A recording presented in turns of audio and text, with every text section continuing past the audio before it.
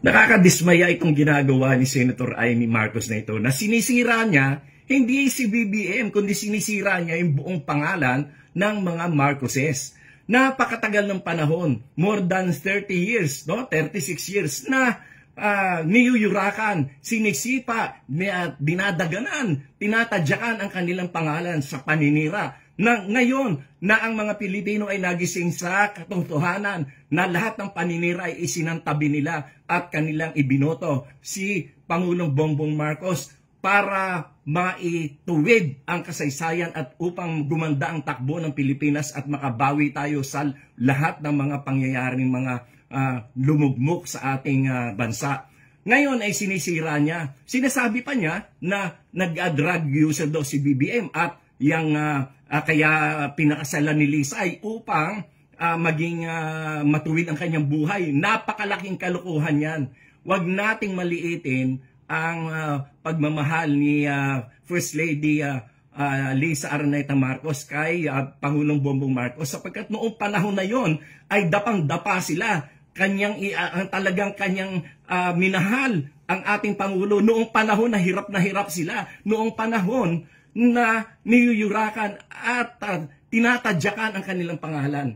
At noong panahon na yon ay wala sa posisyon si Pangulong Bongbong Marcos. Noong pinakasalan siya, nilalait pa niya, panlalait pa yung ginagawa ni Senator Amy Marcos. Nasaan naman ang kanyang utak? Sana napunta ang utak mo, Amy?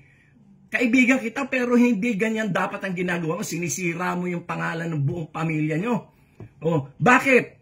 Kasi meron ka nahuhulinigan na yung iyong bagman dyan sa DPWH ay malapit na raw kumanta sa aking pagkakaalam sa mga media circle ay malapit na kumanta yung iyong bagman dyan sa Ilocos, yung mga DPWH projects na yan. At sa aming narinig din na si Diskaya pala ay contributor sa campaign mo, na donors mo rin sa campaign mo. At yung hindi ka na pagbibigyan doon sa mga pwesto na gusto mong ipa-appoint. Kaya ikaw ay galit na galit sa iyong kapatid. Pero kung galit ka sa kapatid mo, dapat ay yan ay ipaglihim nyo lang sa inyong pamilya. Huwag mo idamay ang mga Pilipino, huwag mo idamay ang Pilipinas. Ngayon maninira ka, magdi-destabilize ka ng gobyerno. Sino pinapahirapan mo? Ang mga Pilipino. Yan ba ang dapat mong gawin? Dapat mo ba sirain ang ating bansa? Mag-isip-isip ka, Amy. Nasaan ang utak mo? At sinisiraan mo pa si BBM para ikaw ay makapagtakbo sa ticket ni Sara as Vice President. Yan pala ang plano mo, ha? Na magtumakbo kang Vice President kay Sara. Nasaan na? Nasaan ang lohika mo? Nasaan ang iyong isip na punta? Ha? Kinakampihan mo ang mga mamamatay tao, ang mga magnanakaw, ang mga korap. Hindi lang korap na sobrang corruption ang ginawa niyan. Diyan lang sa flood control project. Kung hindi pa dahil kay BBM, hindi mabubunyag yan. Tapos ngayon, ikaw pa ang kumakampi sa mga magnanakaw. Ano ka ba? Pambihira ang utak mo, Amy. Hindi ko malaman kung saan mo nakuha yung utak mo.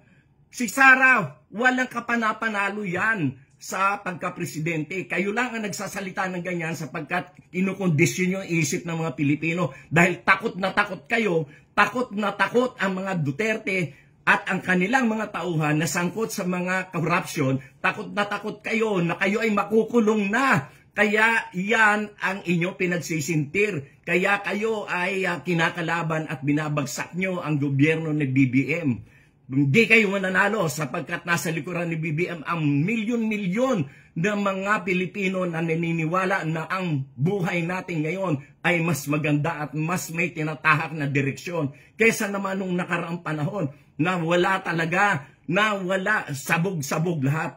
Kaya Amy, mag-isip-isip ka. Hindi ka namin papayagan dyan sa ginagawa mong yan. Sapagkat kami mismo, kami mga Marcos loyalist, kami mga taong mga Pilipino na naniniwala sa kagandahan ng ating demokrasya ang magiging kalaban mo. Hindi ka naman nanalo kahit kailan.